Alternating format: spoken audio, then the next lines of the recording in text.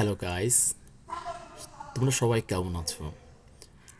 তোমাদেরকে আমি ইতিমধ্যে কমপ্লিট সেন্টেন্স, ট্যাগ কোয়েশ্চেন এবং এর পাশাপাশি ন্যারেশন ক্লাসটা করিয়েছি। আজকে আসলাম আর্টিকেলস নিয়ে, কারণ আর্টিকেলস থেকে অবশ্যই তোমাদের এসএসসি এক্সামে আসন্ন যে এসএসসি এক্সাম 2025 মানে 2025 যে পরীক্ষাটা আসছে, অবশ্যই আর্টিকেলস অনেকেই পারে না, অনেকে ভুল করে, ইজি অনেকগুলো কোয়েশ্চেনের অ্যান্সার করতে পারে না। এ এন দা, এই তিনটা কিন্তু আর্টিকেলস।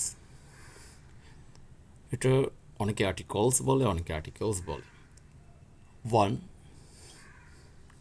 আমরা কখন কিসের পরিবর্তন করব সেটা আমাদের জানবো। এ এ কি, এন কি? যখন ভাওয়েল সাউন্ড বোঝায় তখন এন হয়, এ এন এন হয়। আর যদি ভাওয়েল সাউন্ড না থাকে তাহলে এ হয়। আর যখন কোনো নির্দিষ্ট কিছু বোঝানো হয় তখন দা হয়।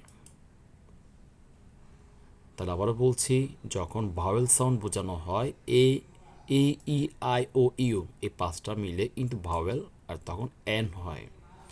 আর যখন ভাওয়েল বোঝানো তখন এ হয়। আর যখন নির্দিষ্ট করে কিছু বোঝানো তখন দা হয়। ঠিক আছে? তাহলে আমরা প্রথম কোশ্চেনটা করব। One, he is dash intelligent বয়। আমরা সবাই জানি ইতিমধ্যে ইন্টেলিজেন্ট অর্থ কি? চালাক নাকি বুদ্ধিমান। ইন্টেলিজেন্ট তো বুদ্ধিমান, ঠিক আছে? অনেকে কিন্তু চালাক বলে। তাহলে ইন্টেলিজেন্ট অর্থ বুদ্ধিমান, যার অনেক বুদ্ধি আছে। তাহলে is he is dash intelligent বয়। তাহলে আই, আমার এই যে ব্ল্যাঙ্কটার মধ্যে আমার একটা আর্টিকেল বসাতে হবে, কিন্তু এর আগে আমার সাবজেক্ট আছে, ভার্ব টু ভার্ব আছে। তাহলে আমার ডিপেন্ড করবে কিন্তু এই অংশটার উপর। এই অংশটা কি দিয়ে শুরু? আই দিয়ে শুরু। তাহলে আই একটা ভাওয়েল। আমরা জানি ভাওয়েল থাকলে অ্যান হয়, তাই আমাদের অ্যান্সার হবে অ্যান। তাহলে he is an intelligent boy. Two, dash chairman and dash headmaster are present in the meeting. তাহলে এখানে দুইটা ব্ল্যাঙ্ক দেখে অনেকে কিন্তু পরীক্ষায় নার্ভাস হয়ে যায়। নার্ভাস হওয়ার কোনো দরকার নেই। এখানে মানুষ কয়জন আগে দেখতে হবে। এখানে চেয়ারম্যান একজন, হেডমাস্টার একজন, দুইজন। এখানে মানুষ দুজন কিনা সেটা ডিপেন্ড করছে তার পরবর্তী টু ভার্বের উপর। এখানে টু ভার্ব আছে আর, আর দিয়ে কিন্তু বহুবচন মানে প্লুরাল বোঝানো হয়, মানে বহুবচন বোঝানো হয়।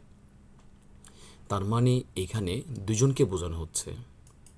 আর যখন দুজনকে আলাদা আলাদা করে বোঝানো হবে, আমরা একটু আগে বলেছি, তখন দা হয়। তাহলে the headmaster and the chairman, অর্থাৎ এখানে চেয়ারম্যান আগে আছে, তাহলে the chairman and the headmaster. কেন দুজনকে বুঝবো? যখন টু ভার্ব আর থাকবে, যখন টু ভার্ব আর থাকবে তখন আমরা বুঝবো কি এটা অবশ্যই দুজনকে বোঝানো হচ্ছে। একই কোয়েশ্চেন আমরা নিচেও দেখতে পাচ্ছি, dash chairman and headmaster is present in the meeting. কিন্তু এখানে এবার টু ভার্ব ইজ আছে, ইজ দিয়ে কিন্তু একজনকে বোঝানো হয়। তাই এখানে চেয়ারম্যান যিনি, তিনি আবার হেডমাস্টার হতে পারে। একটা গ্রামে হেডমাস্টার খুব সম্মানিত, তাকে সবাই কিন্তু চেয়ারম্যান বানাতে পারে। তাহলে the chairman and dash headmaster. তাহলে আমরা যেহেতু এখানে ইজ দিয়ে একজনকে বুঝতে পারছি, তাহলে প্রথমটা দা হবে, পরবর্তী ক্রস হবে। Rafat is dash honest girl. Rafat একটা সৎ, এটা ভালো, একটা মেয়ে, সৎ মেয়ে। হ্যাঁ, সে খুব অনেস্ট একটা গার্ল।